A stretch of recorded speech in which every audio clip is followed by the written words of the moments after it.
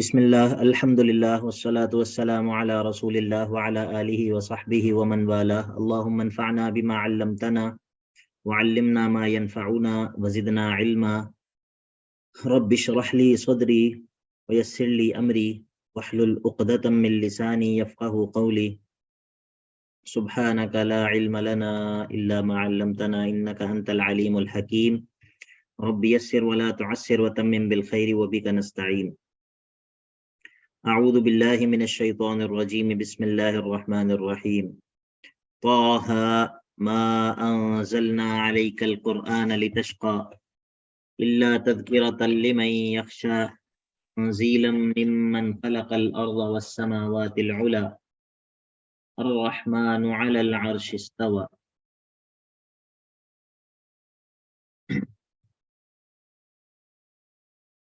سورہ طه،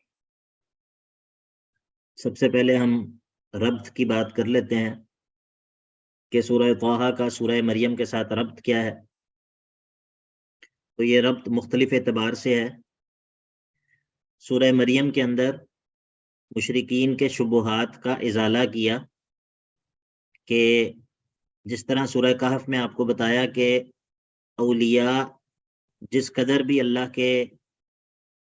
کا قرب اختیار کر لیں وہ اللہ کے عاجز بندے ہی رہتے ہیں، اور ان کا اللہ کا قرب اختیار کر لینا یا ان سے کرامات کا ظہور ہونا یہ اس بات کی دلیل نہیں ہے کہ وہ معبود بندے ہیں۔ پھر سورہ مریم کے اندر آپ کو بتایا کہ اولیاء تو اولیاء ہیں، انبیاء بھی باوجود اس کے کہ وہ اللہ کے انتہائی مقرب بندے ہوتے ہیں، اس کے باوجود وہ اللہ کے محتاج ہوتے ہیں، اللہ کے بندے ہوتے ہیں، معبود نہیں ہوتے۔ تو یعنی کہ پچھلی دونوں صورتوں میں توحید سے متعلق شبہات کا ازالہ کیا، مشرکین کے شبہات کا اور ڈاؤٹس کا ازالہ کیا، ان کے ڈاؤٹس کو دور کیا، ان پر رد کیا۔ تو اب سورہ طه کے اندر مسئلہ توحید کو بہادری سے بیان کرو، اس چیز کی ترغیب دی جائے گی کہ مسئلہ توحید کو بہادری سے بیان کرو، اور اس کو بیان کرنے میں خوف کا شکار مت ہو جاؤ، اس کو بیان کرنے میں کسی بھی قسم کی کمزوری مت دکھاؤ، بلکہ پوری بہادری سے اس مسئلے کو بیان کرو۔ تو یہ ربط ہے سورہ طه کا سورہ مریم کے ساتھ۔ اور پیچھے دیکھیں یہاں پر کہا وَكَمْ أَهْلَكْنَا قَبْلَهُمْ مِنْ قَرْنٍ، سورہ مریم کے آخر میں ذکر کیا بستیوں کی ہلاکت کا، کفار کی ہلاکت کا، کہ جن کو اللہ تعالیٰ نے ہلاک کر دیا۔ اب یہاں پر اس صورت کے اندر فرعون اور اس کے لشکر کی ہلاکت کا ذکر ہوگا بطور نمونہ۔ پیچھے کہا وَكَمْ أَهْلَكْنَا قَبْلَهُمْ مِنْ قَرْنٍ، تو یہاں پر فرعون کی ہلاکت جو ہے وہ بطور نمونہ اور مثال بیان ہو جائے گی۔ اسی طرح یہاں پر پیچھے کہا فَإِنَّمَا يَسَّرْنَاهُ بِلِسَانِكَ لِتُبَشِّرَ بِهِ الْمُتَّقِينَ، سورہ مریم کے آخر میں کیا کہا فَإِنَّمَا يَسَّرْنَاهُ بِلِسَانِكَ لِتُبَشِّرَ بِهِ الْمُتَّقِينَ، ہم نے اس قرآن کو آپ کی زبان پہ آسان کر دیا ہے تاکہ آپ اس کے ذریعے متقین کو خوشخبری سنا دیں اور جھگڑالو لوگوں کو ڈرا دیں اور خبردار کر دیں۔ اب سورہ طه کے شروع میں کہیں گے طه ما انزلنا علیک القرآن لتشقى، یہ قرآن اسی لیے نازل نہیں کیا تاکہ آپ مشقت میں پڑ جائیں، اس کو آپ کو مشقت میں ڈالنے کے لیے نازل نہیں کیا، یہ تو ہم نے اس لیے نازل کیا ہے تاکہ آپ متقین کو بشارت دے دیں اور جھگڑالو قسم کے لوگوں کو خبردار کر دیں اور ڈرا دیں۔ ٹھیک ہے، ربط سمجھ آ گیا ہے دونوں صورتوں کا؟ جی سر۔ جی سر۔ چلیے، دوسری چیز یہ ہے کہ دعویٰ اس کا کیا ہے، تو دعویٰ اس کا یہی ہے جو میں نے ربط میں بھی آپ کو بتایا ہے کہ توحید کے بیان پر تشجیع، توحید کے بیان پر بہادری دلانا، توحید کا بیان جو ہے وہ بغیر ڈر اور خوف کے کرو، بہادری سے کرو۔ اس میں یہ مثال پھر بیان ہوگی موسیٰ علیہ السلام کی۔ تو سورت کا دعویٰ یہی ہے کہ مسئلہ توحید کو پوری بہادری سے بیان کرو۔ باقی سورت کے دو حصے ہیں، پہلا حصہ جو ہے وہ آیت نمبر 1 سے لے کر 98 تک ہے۔ تو چلیے ترجمہ پڑھنا شروع کرتے ہیں۔ بسم اللہ الرحمن الرحیم۔ طه، یہ حروف مقطعات میں سے ہے۔ ما انزلنا علیک القرآن لتشقى، ہم نے نہیں نازل کیا آپ پر یہ قرآن، لتشقى، تاکہ آپ مشقت میں پڑ جائیں.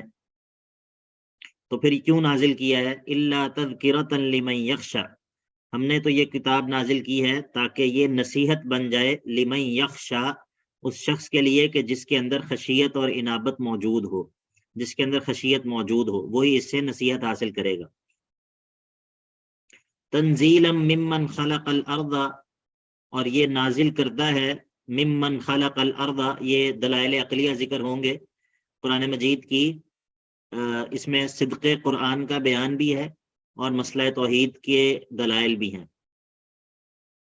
تنزیلا ممن خلق الارض، یہ نازل کردہ ہے اس کی جانب سے کہ جس نے، تنزیلا ممن خلق الارض، یہ نازل کردہ ہے اس کی جانب سے کہ جس نے تخلیق کیا ہے زمین کو، والسماوات العلا، اور بلند آسمانوں کو. ٹھیک ہے، تو اس میں صداقت قرآن کا بیان کہاں پر ہو گیا؟ صدق قرآن کا بیان ہو گیا. تنزیلا ممن خلق الارض، یعنی کہ یہ نازل کرتا ہے اس کی جانب سے کہ جس نے تخلیق کیا ہے زمین و آسمان کو. تو ایک اس میں صدق قرآن کا بیان ہو گیا. باقی جب کہا کہ من خلق الارض، یہ نہیں کہا تنزیلا من اللہ، تنزیلا من اللہ ہی نہیں کہا، حالانکہ مراد وہی ہے، لیکن یہاں پر اسم موصول کا ذکر کیا. تنزیلا ممن خلق الارض، یہ نازل کردہ ہے اس کی جانب سے کہ جس نے زمین کو تخلیق کیا ہے، والسماوات العلا، اور بلند آسمانوں کو تخلیق کیا ہے. اور وہ کون ہے؟ والرحمن، هو الرحمن، وہ رحمان ہے، علی العرش استوى، جو اپنے عرش پر بلند ہے، مستوی ہے.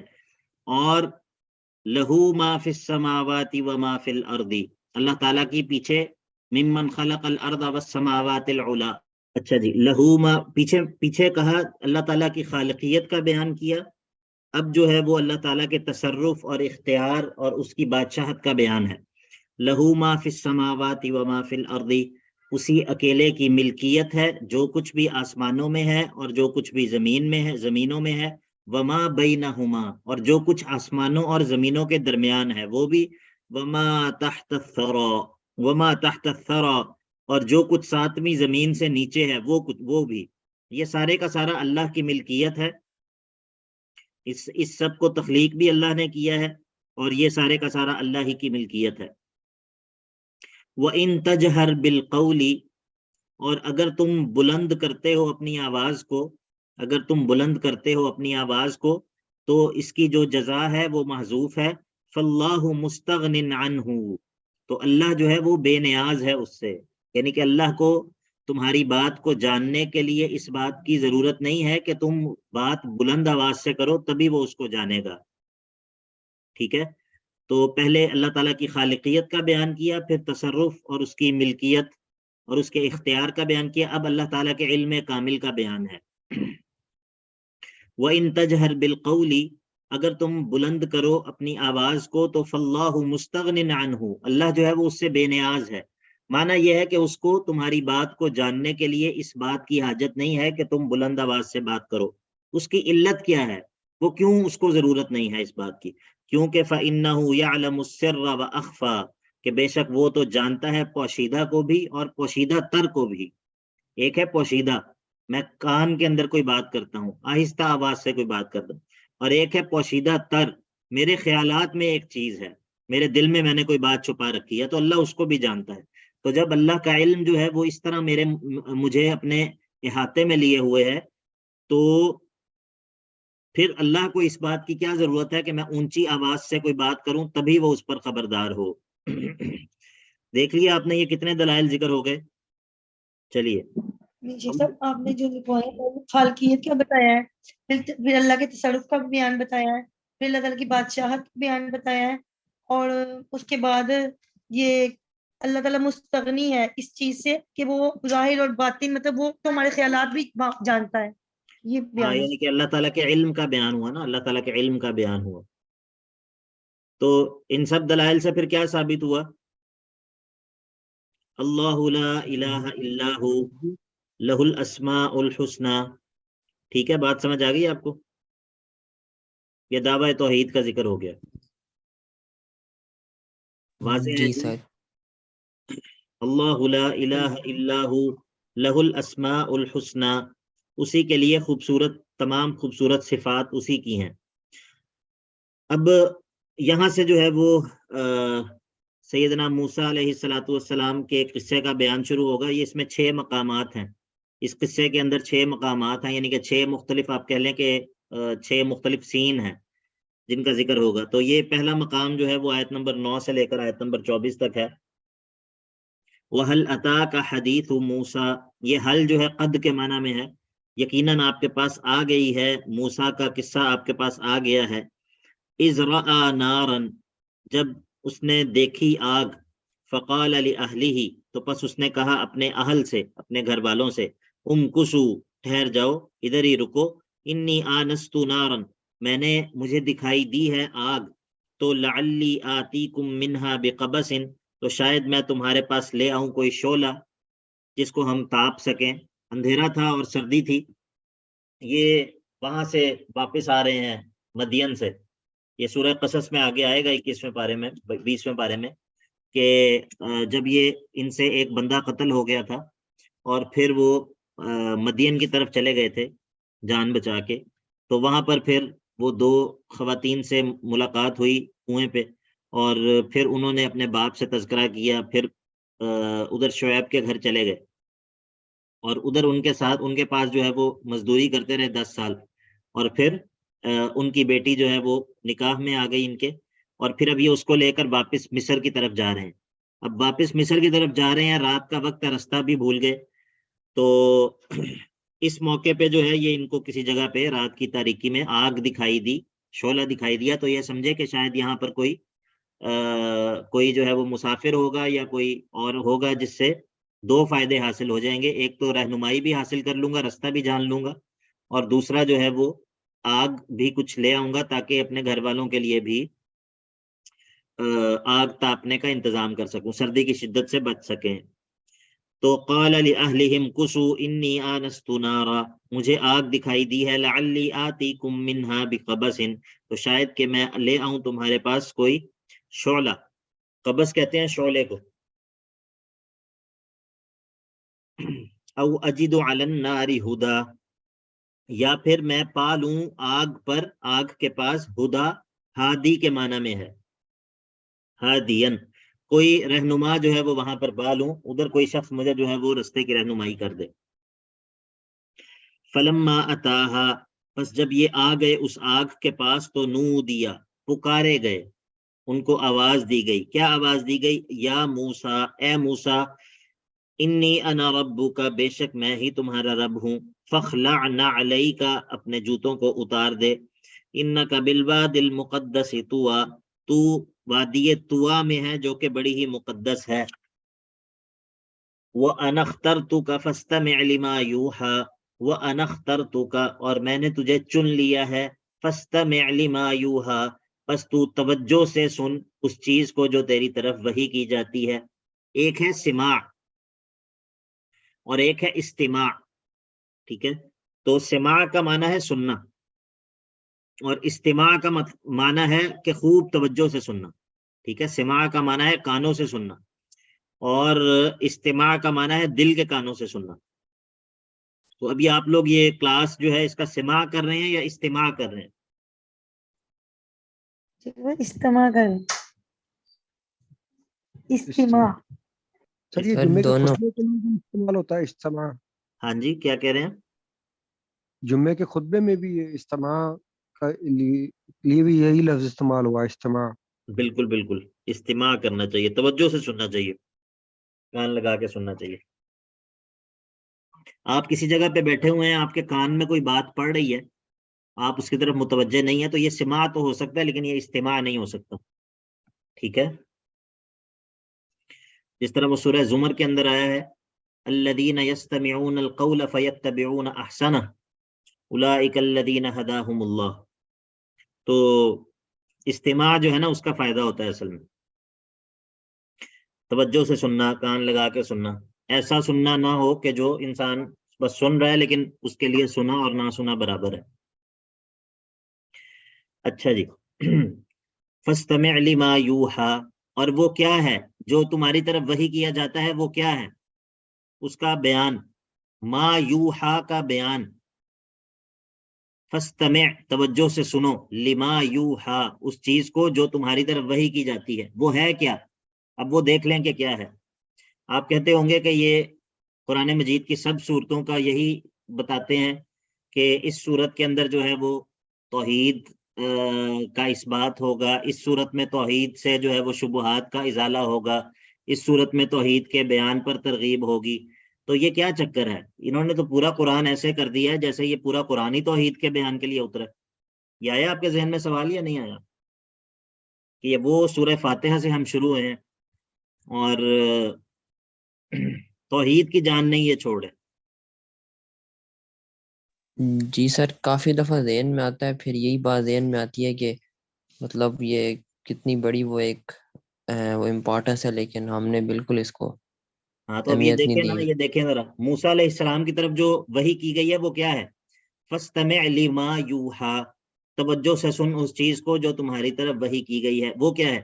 اننی انا اللہ لا الہ الا انا فاعبدنی، کہ بے شک میں ہی، اننی انا اللہ، بے شک میں ہی اللہ ہوں، لا الہ الا انا، میرے علاوہ کوئی اور معبود برحق نہیں ہے، میرے علاوہ کوئی اور عبادت کا مستحق نہیں ہے۔ تو جب میرے علاوہ کوئی اور عبادت کا مستحق نہیں ہے تو فاعبدنی، تو تمہیں بھی چاہیے کہ میری ہی عبادت کرو۔ ٹھیک ہے، یعنی کہ پہلے جو ہے وہ توحید علمی ہے، اننی انا اللہ لا الہ الا انا، یہ ہے اس بات کو جاننا، اس بات کا علم، لا الہ الا اللہ کا۔ اور فاعبدنی یہ ہے عملی طور پہ پھر انسان اپنی عبادات کو اللہ ہی کے لیے خالص کر دے۔ وَأَقِمِ الصَّلَاةَ لِذِكْرِي، اور میری یاد کے لیے نماز کو قائم کرو۔ جی حماد بھائی۔ سر اگر توحید الوہیت کا حضرت موسیٰ کو یہاں پر ذکر کیا جا رہا ہے تو حضرت موسیٰ اس سے پہلے کس قسم کی توحید کے قائل تھے؟ اس سے پہلے تو ظاہر ہے کہ وہ کیا کہتے ہیں، نبی تو نہیں تھے، وہی تو اس موقع پہ ہو رہی ہے نا۔ تو اللہ کے نبی علیہ الصلوۃ والسلام کو جب ملی ہے نبوت 40 سال کی عمر میں، اس سے پہلے اللہ کے نبی علیہ الصلوۃ والسلام جو ہے وہ کیا ان کا معاملہ تھا؟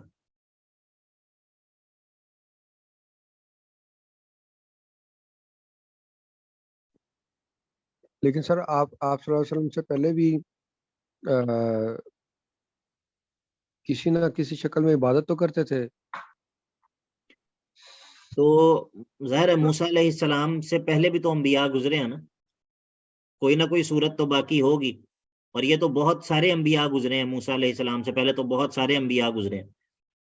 تو لیکن ایک بات طے ہے، وہ یہ ہے کہ انبیاء نبوت ملنے سے پہلے بھی معصوم ہوتے ہیں، اس معنی میں کہ ان سے جو ہے وہ اللہ تعالیٰ کسی بھی قسم کی اخلاقی برائیاں یا معاذ اللہ شرک وغیرہ، ان تمام چیزوں سے اللہ تعالیٰ ان کو بچا کر رکھتا ہے۔ ٹھیک ہے، باقی یہ ہے کہ تفصیلاً توحید کو جاننا، تفصیلاً شرائع کا علم اور اللہ تعالیٰ کی توحید کا اترنا، یہ جو ہے وہ پھر نبوت ملنے کے بعد ہی ہوتا ہے۔ جس طرح کہ قرآن مجید میں آتا ہے کہ وَكَذَلِكَ أَرْسَلْنَا إِلَيْكَ رُوحًا مِّنْ أَمْرِنَا، اور اسی طرح ہم نے آپ کی طرف وحی جو ہے وہ اپنے حکم سے بھیج دی۔ مَا كُنْتَ تَدْرِي مَا الْكِتَابُ وَلَا الْإِيمَانُ، آپ تو نہیں جانتے تھے کہ کتاب کیا ہے اور ایمان کیا ہوتا ہے، وَلَكِنْ جَعَلْنَاهُ نُورًا، لیکن ہم نے اس وحی کو آپ کے لیے نور بنایا۔ تو نہدی بہ من نشاء من عبادنا وانک لتہدی الی صراط مستقیم صراط اللہ الذی لہ۔ تو ظاہر ہے کہ وحی ملنے سے پہلے اس تفصیل سے جو ہے وہ توحید اور شرائع کا علم تو نہیں تھا، لیکن یہ ہے کہ بہرحال ایسا نہیں ہے کہ وہ شرک پر تھے یا جو ہے وہ اپنی قوم کی طرح تھے۔ اس سے پہلے بھی اللہ تعالیٰ انبیاء کو نبوت دینے سے پہلے بھی محفوظ رکھتا ہے۔ ٹھیک ہے جی، جی بڑا سر، اچھا جزاک بڑا اللہ۔ اچھا سوال ہے ماد بھائی یہ، بارک اللہ فیکم۔ اننی انا اللہ لا الہ الا انا فاعبدنی، تو پس میری ہی عبادت کیجئے، وَأَقِمِ الصَّلَاةَ لِذِكْرِي وَأَقِمِ الصَّلَاةَ لِذِكْرِي، یہ اس کے مختلف معنی ہیں۔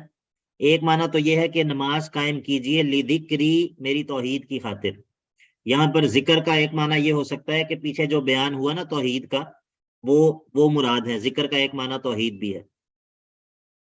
اور لذکری ایک معنی یہ ہو سکتا ہے لاقامتی ذکری، نماز قائم کرو تاکہ تم میرے ذکر کو قائم کر سکو. اسی طرح ایک معنی یہ ہو سکتا ہے کہ وَأَقِمِ الصَّلَاةَ لِذِكْرِي، کہ اگر تم کبھی بھول جاؤ تو جو ہی تمہیں یاد آ جائے، لِذِكْرِي جو ہی تمہیں میری یاد آ جائے تو فوراً جو ہے وہ نماز کو ادا کر لو.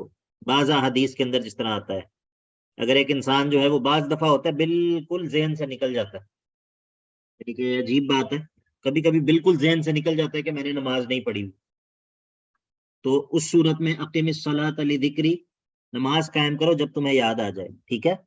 اس طرح جو ہے وہ ایک معنی یہ بھی ہو سکتا ہے، کیونکہ جو مصدر ہوتا ہے، مصدر کی اضافت جو ہے وہ کبھی فاعل کی طرف ہوتی ہے کبھی مفعول کی طرف ہوتی ہے. تو اگر اس کی اضافت جو ہے وہ فاعل کی طرف اس معنی میں کی جائے کہ وَأَقِمِ الصَّلَاةَ لِذِكْرِي إِيَّاكَ، نماز قائم کرو اس لیے کہ میں تمہیں یاد کرتا ہوں، یا تاکہ میں تمہیں یاد کروں. جب تم نماز پڑھو تو ادھر تم نماز پڑھو اور میں تمہیں یاد کروں، میں تمہارا تذکرہ کروں.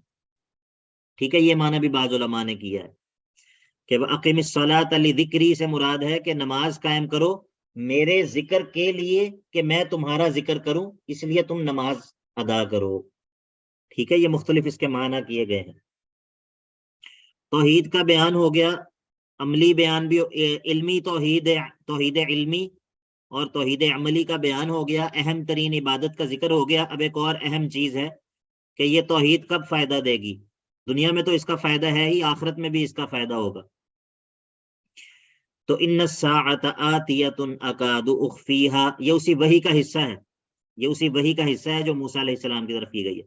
ان الساعۃ آتیۃ، بے شک قیامت کی گھڑی آنے ہی والی ہے. اکاد اخفیہا، میں اس کو پوشیدہ رکھنا چاہتا ہوں. لتجزا، تاکہ میں بدلہ دے دوں، کل نفس، ہر جان کو، بما تسعی، جس کی اس نے جد و جہد اور کوشش کی ہے دنیا میں. ٹھیک ہو گیا.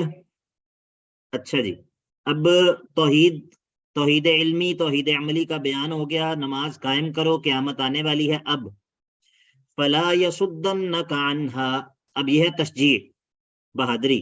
اللہ تعالیٰ بہادری دلاتا ہے، ترغیب تحریض دلاتا ہے. فلا یصدنک، پس آپ کو ہرگز نہ روکے، آپ کو ہرگز نہ روکے، عنہا، اس وحی کے بیان سے یا اس پر ایمان لانے سے. زیادہ معنی بہتر لگتا ہے کہ اس کے بیان سے نہ روکے. من لا یؤمن بہا، وہ کہ جو اس پر ایمان نہیں لاتا، واتبع ہواہ، اور اپنی خواہش کی پیروی کرتا ہے. تو اگر آپ اس وحی کے بیان سے رک گئے اس شخص کی وجہ سے جو کہ اس وحی کو مانتا نہیں ہے اور اپنی خواہش کی اتباع کرتا ہے، تو کیا ہوگا؟ فتردا، آپ ہلاک ہو جائیں گے. فلا یصدنک عن بیانہا. چلیں اگر ہم یہاں پر یہ معذوف نہ نکالیں تو یہ آپ کی طرف ہم نے وحی کی ہے، اس سے آپ کو نہ روکے. وحی سے کیسے روکے گا؟ وحی سے روکنا کس طرح ہوگا؟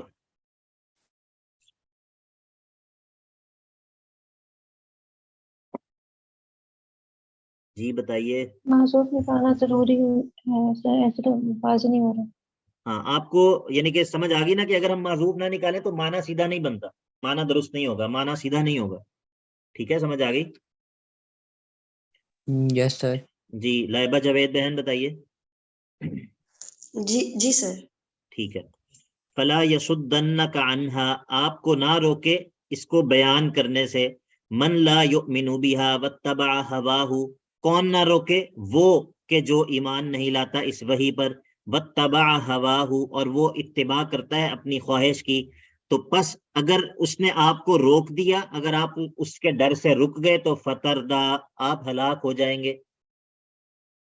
اچھا جی، اب جو ہے وہ تمہید ہے. اب ظاہر ہے کہ نبوت دی ہے، اب اللہ تعالیٰ پریکٹس کرواتے ہیں، ٹریننگ کرواتے ہیں دشمنوں سے مقابلے کی. دشمن سے مقابلے کے لیے کچھ ٹریننگ بھی ضروری ہے نا. تو وما تلک بیمینک یا موسیٰ، اے موسیٰ یہ آپ کے دائیں ہاتھ میں کیا ہے؟ سبحان اللہ. وما تلک بیمینک یا موسیٰ. سوال چلیں اب تھوڑی سی بلاغہ بھی کر لیتے ہیں، کیونکہ پھر آپ لوگ کہتے ہیں کہ بہت تیز ہم تفسیر پڑھ رہے ہیں، کچھ تفصیل ہونی چاہیے. چلیں یہ بتائیں کہ سوال استفہام کس لیے کیا جاتا ہے؟ استفہام کس لیے کیا جاتا ہے؟ ہم کسی سے کوئی سوال کرتے ہیں تو کیوں کرتے ہیں؟ تو بعض اوقات کچھ توجہ جان- دلانے کے لیے. متوجہ کرنے کے لیے. نہیں سوال کس لیے کرتے ہیں؟ کچھ چیز کچھ پوچھنے کے جاننے لیے لیے. جو چیز میں معلوم نہ ہو. ہاں جو معلوم نہ ہو. اصل جواب یہ دیا ہے انہوں نے.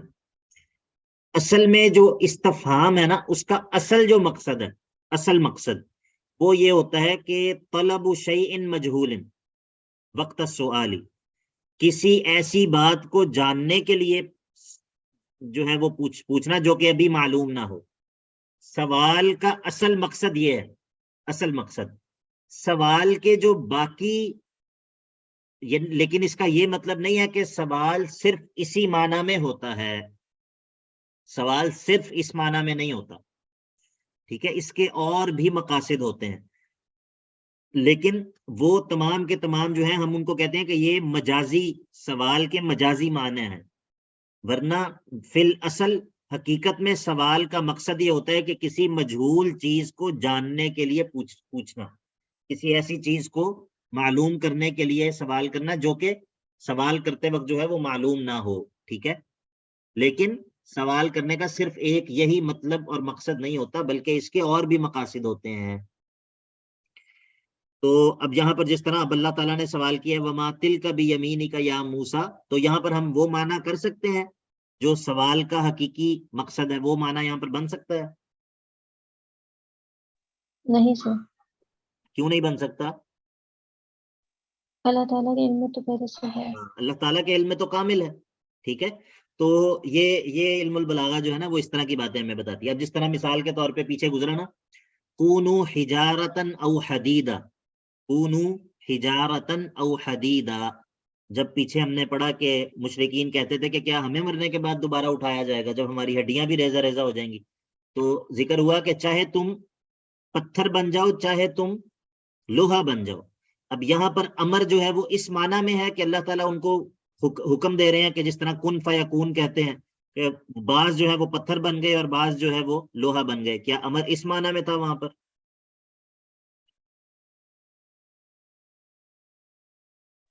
نہیں سر. نہیں اس معنی میں نہیں تھا. چلے میں آپ کو ایک اس کی عام مثال دیتا ہوں نا. جس طرح کوئی بچہ تنگ کر رہا ہو نا، یا بچہ کوئی شرارتیں کر رہا ہو، تو اس کی امی اسے کہتی ہیں کہ تم کر لو شرارت، کر لو، تم نہ مانو میرا کہنا، ٹھیک ہے، تم جو ہے نا وہ دیوار پہ تم لکھ لو، اور تم جو ہے نا وہ کتابوں کو پھاڑ لو. اب اس کا کیا مطلب ہوتا ہے؟ اجازت مطلب ہوتا ہے اس کا، ان تمام باتوں کا نہیں سر، وارننگ دی جا رہی ہے. وارننگ ہوتی ہے. ٹھیک ہے، تو یعنی کہ میں آپ کو یہ بتانا چاہ رہا ہوں کہ یہ جو کلام کے اسالیب ہوتے ہیں یہ خود ہماری زبان میں بھی رائج ہوتے ہیں مختلف. ٹھیک ہے، لیکن چونکہ عربی ہماری زبان نہیں ہے، ہم اس کے اسالیب کو نہیں جانتے، تو ان اسالیب کو جاننے کے لیے پھر ہمیں مختلف علوم کا سہارا لینا پڑتا ہے جس کے ذریعے پھر ہم وحی کے درست معنی تک پہنچ سکیں. ٹھیک ہے، ورنہ پھر انسان کو غلطیاں لگتی ہیں، وحی کے درست معنی تک پہنچنے میں بڑی بڑی غلطی لگتی ہے، اور اکثر اس غلطی کا سبب جو ہوتا ہے وہ یہی ہوتا ہے کہ انسان علوم کے اندر کمزور ہوتا ہے. چلیے، وما تلک بیمینک یا موسیٰ، موسیٰ یہ تمہارے ہاتھ میں، دائیں ہاتھ میں کیا ہے؟ قال ہی عصای، موسیٰ نے کہا یہ میرا ڈنڈا ہے. اتوکأ علیہا، میں اس پر ٹیک لگاتا ہوں، میں اس پر ٹیک لگاتا ہوں. یہ جو لوگ بکریاں وغیرہ چراتے ہیں، یا جو لوگ صرف بکریاں چرانے کے علاوہ بھی عموماً جو ہے وہ ایک لاٹھی ہاتھ میں لوگ رکھتے ہیں، اور اس کے بڑے فوائد ہوتے ہیں. ٹھیک ہے، وہ اگر انسان کبھی تھک جائے تو اس پر انسان ٹیک بھی لگا سکتا ہے، اس کے ذریعے انسان جو ہے وہ کبھی اپنا دفاع بھی کر سکتا ہے، اس کے ذریعے جو ہے وہ مطلب بڑے سارے فائدے ہوتے ہیں اس کے. انبیاء کی سنت ہے یہ. قال ہی عصای، یہ میرا ڈنڈا ہے. اتوکأ علیہا، میں اس پر ٹیک بھی لگا لیتا ہوں. وأہش بہا علی غنمی، اور اس کے ذریعے میں اپنے ریوڑ پر، اپنی بکریوں پر جو ہے وہ پتے بھی جھاڑ لیتا ہوں.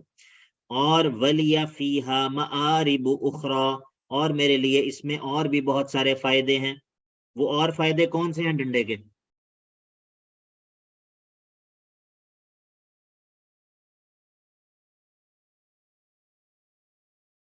ہاں جی، ڈنڈے کے اور کون سے فوائد ہیں؟ سر جس طرح آپ نے کہا دفاع وغیرہ، ہاں جی، آپ نے جس طرح بھی کہا کہ دفاع وغیرہ کیا جا سکتا ہے اس سے. نہیں، لیکن جو اساتذہ بتاتے ہیں نا وہ والا آپ نے جواب نہیں دیا. پتہ نہیں. اس سے درستگی کی جاتی ہے اسٹوڈنٹس کی. ہاں جی یہ میں چاہ رہا تھا، یہ جواب چاہ رہا تھا. اساتذہ اکثر یہاں پر کہتے ہیں کہ یہ وہ والے فوائد مراد ہیں کہ جن کے ذریعے طلبہ کی تعدیب کی جاتی ہے. ٹھیک ہے، چلے میں اس کے حق میں نہیں ہوں، لیکن ویسے ہی ہے، بس ذہن میں آ گیا. تو اب تو ہمارا وہ حکومت پنجاب نے لکھا ہوا ہے ہر سکول کے باہر، مار نہیں پیار، یا مار کے بعد اگر آپ وقف کریں گے تو اور معنی ہے، اگر آپ نہیں کے بعد وقف کریں گے تو اور معنی ہے. ٹھیک ہے، یہ اب آپ کی مرضی ہے کہ آپ نے کہاں پر وقف کرنا ہے اس میں. ٹھیک ہے، معنی بدل جائے گا. ٹھیک ہے، جس طرح اگر ہم حرکت بدل دیں تو معنی بدل جاتا ہے، اس طرح کبھی کبھی وقف اگر غلط جگہ پہ کریں تو تب بھی معنی بدل جاتا ہے. تو کہاں پر کرنا چاہیے وقف، بتائے گا کوئی ذریعہ بھائی؟ سر علم میں نہیں ہے. نہیں ہے علم میں. کسی اور کے علم میں ہے کہ مار نہیں پیار میں وقف کہاں پر کرنا چاہیے؟ سر مار کے بعد. سر اکارڈنگ ٹو سچویشن. صحیح ہے، صحیح ہے، صحیح جواب دیے.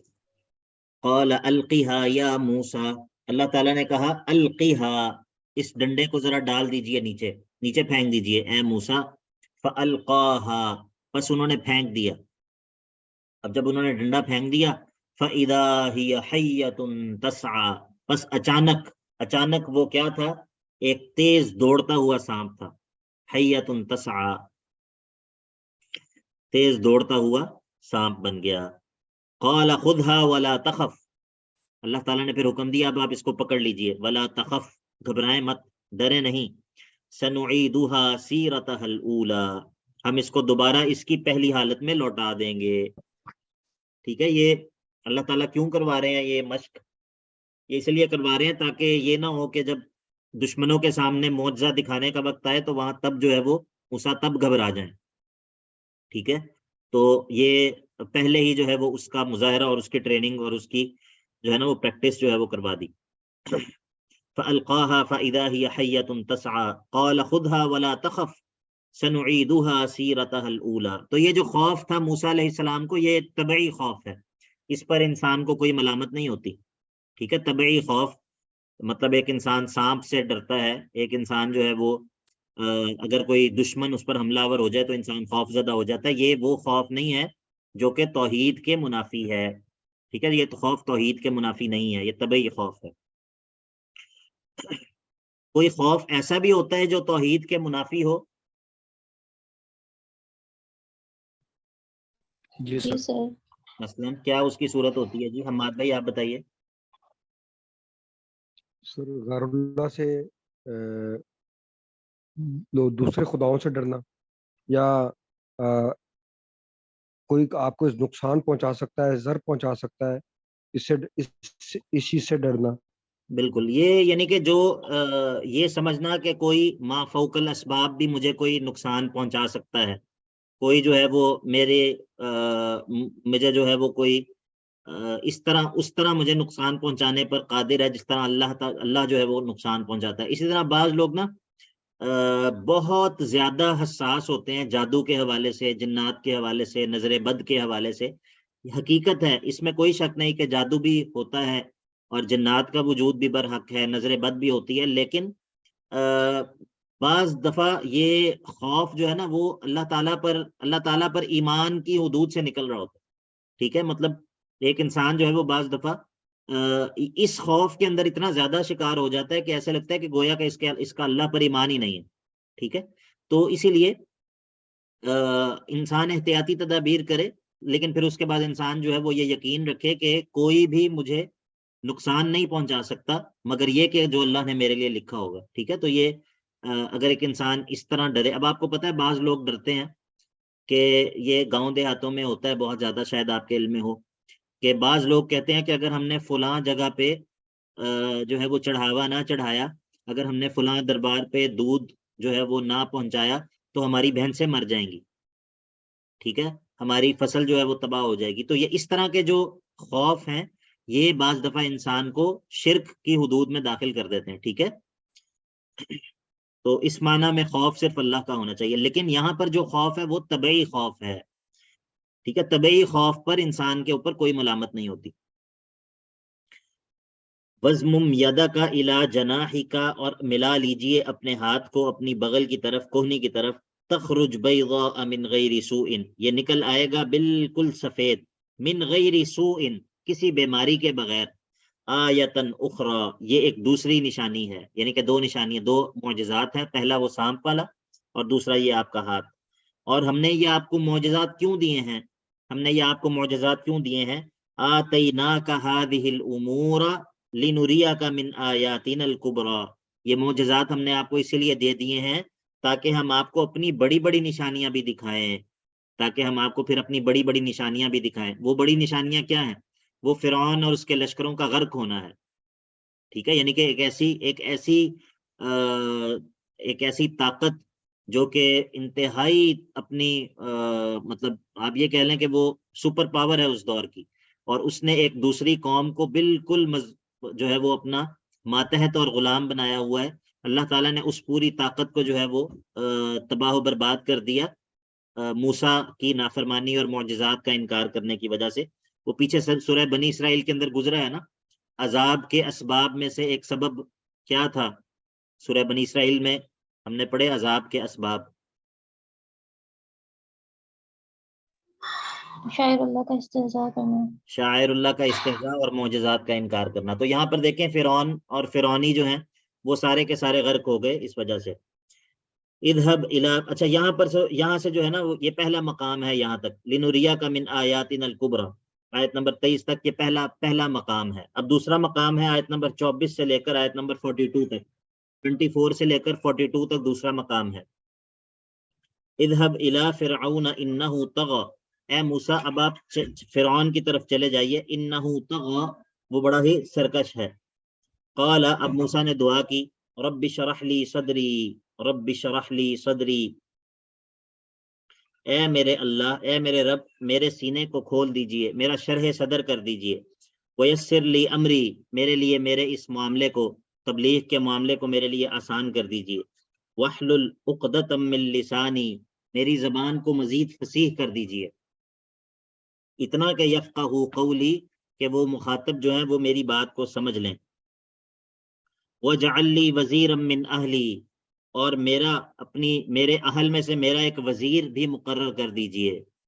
وزیر یعنی کہ جو انسان کی مضبوطی کا سبب ہوتا ہے.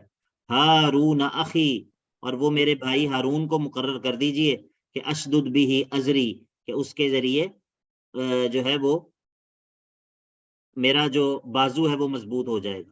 وَأَشْرِكْهُ فِي أَمْرِي, اور اس کو میرے معاملے میں شریک کر دیجئے. کئی نُسَبِّحَكَ كَثِيرًا, تاکہ ہم آپ کی خوب تسبیح بیان کریں. وَنَذْكُرَكَ كَثِيرًا, اور آپ کا خوب ذکر کریں. إِنَّكَ كُنْتَ بِنَا بَصِيرًا, بے شک تو ہمیں بخوبی جو ہے وہ دیکھتا ہے اور ہمارے حال کو جانتا ہے. کتنی ساری دعائیں کر دیں موسیٰ نے, ہاں جی, کتنی ساری دعائیں اکٹھی کر دیں. سیدنا موسیٰ اللہ تعالیٰ کے لاڈلے پیغمبر ہیں. یہ کئی علماء نے یہ بات لکھی ہے, غالباً حافظ ابن قیم نے کسی جگہ مدارج السالکین میں شاید یا کسی اور کتاب میں تذکرہ کیا ہے کہ موسیٰ علیہ السلام جو ہے نا یہ ایک بڑے جلالی بھی بہت تھے, بڑا ان کا غصہ تھا. وہ آئے گا شاید آگے بھی, یہاں پر بھی آئے گا کہ انہوں نے اپنے بھائی کو بھی داڑھی سے پکڑ لیا تھا. باقی اللہ تعالیٰ کے بڑے ہی مقرب بندے تھے, اللہ تعالیٰ ان پر جو ہے وہ صلوات نازل کرے. وہ اشرک فی امری کا, اچھا یہ میں یہ کہہ رہا تھا جی حماد بھائی, کیا سوال ہے؟ سر میں یہ پوچھنا چاہ رہا تھا کہ ایک تو یہ کہ دیکھیں یہ ایسا کیوں ہوا کہ حضرت موسیٰ کو اپنے بھائی کی ضرورت پڑ رہی ہے، جبکہ جی اس جی وقت تک تو حضرت موسیٰ جو ہیں وہ اللہ تعالیٰ کے دو بڑی نشانیاں اللہ تعالیٰ نے ان کو دے دی ہیں، ایک بغل میں ہاتھ ڈالتے ہیں سفید ہو جاتا ہے، اور ایک عصا اپنا دیا ہے. جی لیکن اس کے باوجود جب اللہ تعالیٰ حکم دے رہے ہیں کہ اب تم جاؤ فرعون کے پاس، وہ شرکش ہوا ہوا ہے، اور اس کو جا کر تبلیغ کرو، تو جی آپ نے اللہ پر ایز جیسے اللہ کا حکم ہے اس پہ توکل کرنے کے بجائے آپ نے ایک ساتھ مانگ لیا. جی نہیں، یہ توکل ایسا کے کیوں خلاف ہوا سر؟ نہیں ہے، یہ توکل کے خلاف تو نہیں ہے. دیکھیں موسیٰ علیہ السلام نے دعا کی تو دعا کی نا، دعا ہی کی ہے، اللہ تعالیٰ پر کوئی امر آرڈر تو نہیں چلایا. اور نوح نے جو دعا کی تھی، اس کو اللہ تعالیٰ نے قبول کیا جب اپنے بیٹے کے لیے دعا کی تھی؟ نہیں کیا. ابراہیم نے جب اپنے والد کے لیے استغفار کیا تو اس کو اللہ تعالیٰ نے قبول کیا؟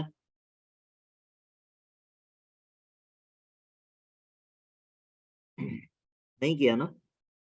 جی نہیں. تو یہاں پر موسیٰ جی نے اللہ نہیں. تعالیٰ سے دعا کر لی کہ اے اللہ میرے ساتھ ایک میرا بھائی، اس کو بھی میرے ساتھ شریک کر دے. اور اس سے کیا ہوتا ہے؟ کہتے ہیں کہ 1 اور 1 11 ہوتے ہیں، 1 اور 1 11 ہوتے ہیں. اور اگر آپ کو آپ کے گھر میں سے کوئی آپ کا جو ہے وہ مددگار مل جائے تو آپ کا کام بڑا آسان ہو جاتا ہے.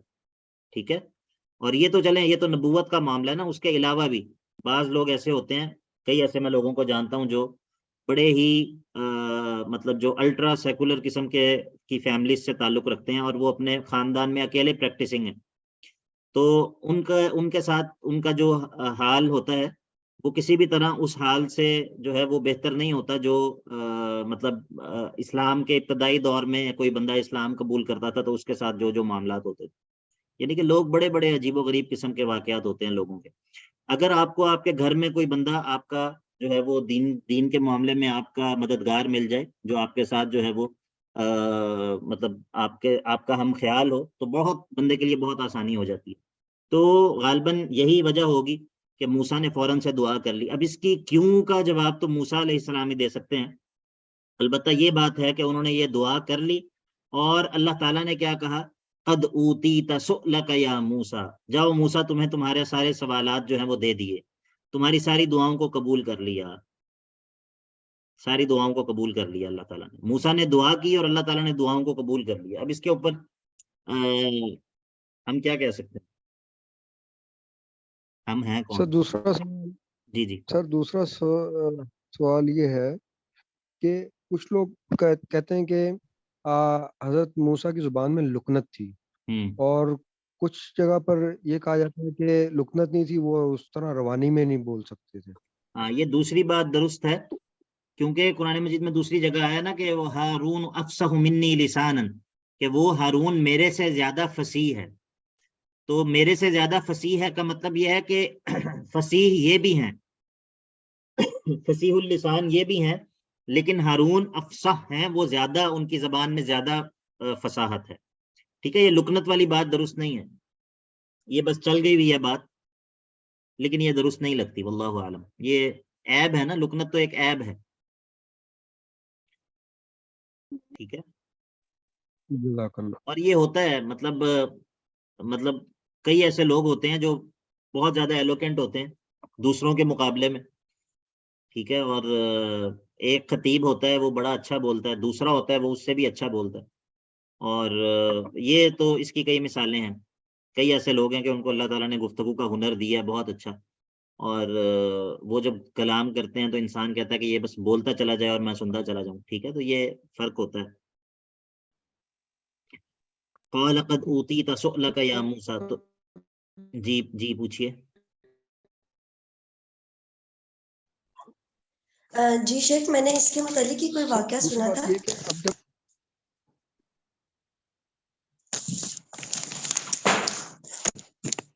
جی بولیں.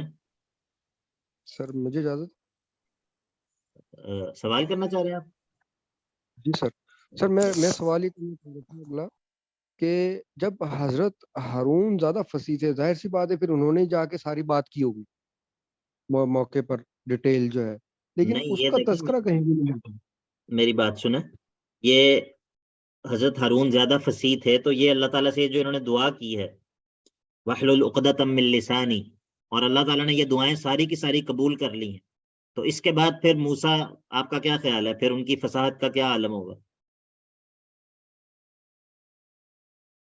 ٹھیک ہے، یہ مسئلہ جو تھا یہ تو حل ہو گیا نا؟ جی سر.